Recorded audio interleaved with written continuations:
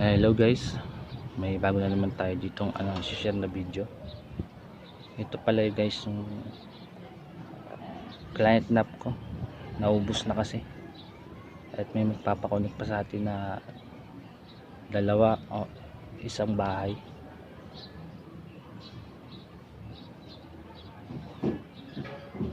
Kaya need natin siyang i-split sa tatlo pa, kasi pag in-8 port pa natin uli siya, mataas na yung reading, nasa 27 na siya. Kaya 4 port lang muna, yun ang maximum natin para ma-split natin yung connection guys.